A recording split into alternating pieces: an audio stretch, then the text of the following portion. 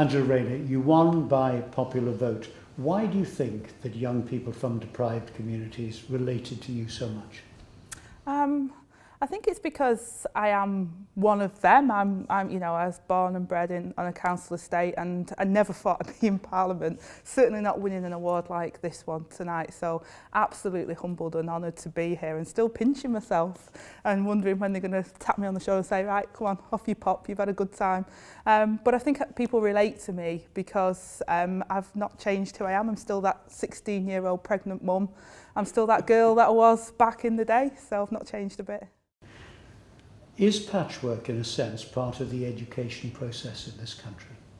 I think so, definitely. And I think education has been a huge topic and has been actually part of my success over my period in Parliament. Is about making sure that everybody has those opportunities. And Patchwork is about creating opportunities and supporting people as well to be able to be the best they can possibly be. And I think that one of the things about our National Education Service and why we were so successful over the last 12, 18 months was about setting that agenda, that bold agenda, about making sure that everyone really matters and that education is a real route out of poverty and a real opportunity to be the best person you can possibly be.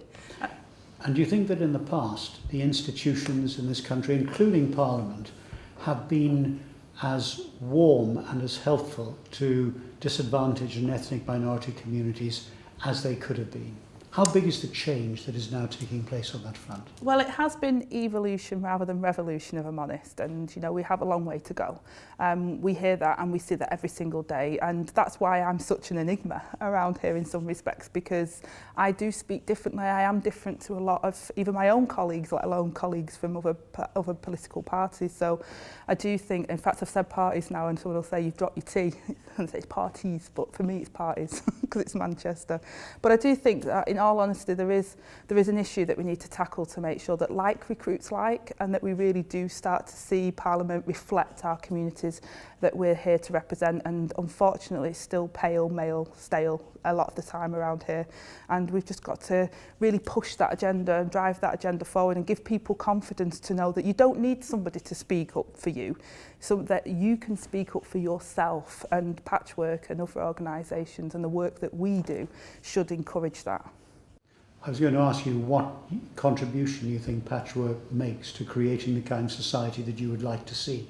Well, it challenges the status quo, which is absolutely fantastic, and it really does give people confidence to come forward, which I think is absolutely a great thing to do. And I think sometimes, people talk about the warm words that organisations or that people or politicians use, but it's not just about warm words. It's not jam tomorrow. It's about making sure that actually we help and support people in coming forward. Do you think that Patchwork has been a catalyst in encouraging this to happen, that even MPs who might not have devoted quite so much attention to ethnic minorities are now starting to say this is something important that we have to do more of? Well, I think Patchwork has been fundamental in shining a light on that and making sure that we do ask those challenging questions. Absolutely, and I think there is a role to continue that piece of work, and it's a very vital piece of work. Do you think that Patchwork is actually now something that, if you were Education Secretary, you would actually try to instill some of the principles of Patchwork into the educational system at school level? I hope so, and I hope that actually the work that we've done on the National Education Service, the draft charter that we've proposed, talks about inclusion, it talks about breaking down those barriers, and it talks about looking at institutions and how they sometimes create barriers and they don't even see the barriers that they create, and about making sure that we do much more. So I think Patchwork absolutely has a role to play in that. And if someone's looking at the big institutions in our country, someone from the kind of disadvantaged background that you came from, and they look at you and they say, well, she's made it, but I couldn't possibly do that myself, what advice would you give them? Well, this is why I speak the way I speak, and I'm still the person I am, because I'm not going to change the way in which I speak. I'm not going to change the person I am, because I'm really proud of the person I am, because the people that I represent are just like me. And, those Angela Rayners of today, those young mums, those people that are struggling, that are working really hard, or that have got a disability, that are really feeling like they've failed in life, then I was a failure many times in my life, and that one of my proudest achievements is is that I actually represent you now in Parliament, and hopefully that will give people the confidence to know that I'm no better than anybody else who I represent in my constituency. And the thing that makes me most proud is not this place and the grandeur of the setting in which we're sat today, but actually about making sure that I give the voice to the people, the backbone of the British society, and that's our communities. We hear a lot about young people these days suffering from depression, and very often that depression is driven by a sense of failure with whatever particular challenge that they are facing in life. Is failure part of the process of building yourself up?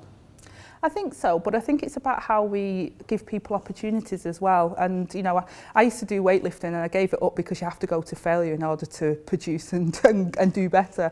And I hated it, and, you know, it frustrated me. But I think it's a learning curve. It's a learning curve, and sometimes you have to go through that in order to get through it. But it's about what mechanisms and support we give to people as well, and say, it's okay, you're not going to be brilliant at everything. And you know, when I speak to lots of pupils in schools, and I tell them that you will have moments in your life where you don't achieve what you wanted to achieve, but it's about what you do with that, and it's about knowing that you're absolutely beautiful inside and out, and you can do whatever you want to do, and you know, you just push on and find the next challenge and you'll overcome it. You know, I've had many times in my life where I've felt that I've got a brick wall in front of me and that I've got no options, and you just have to go where people are positive, go where people want to help you, search for that help, and know that you're valuable enough to put that investment in yourself to carry on and go forward.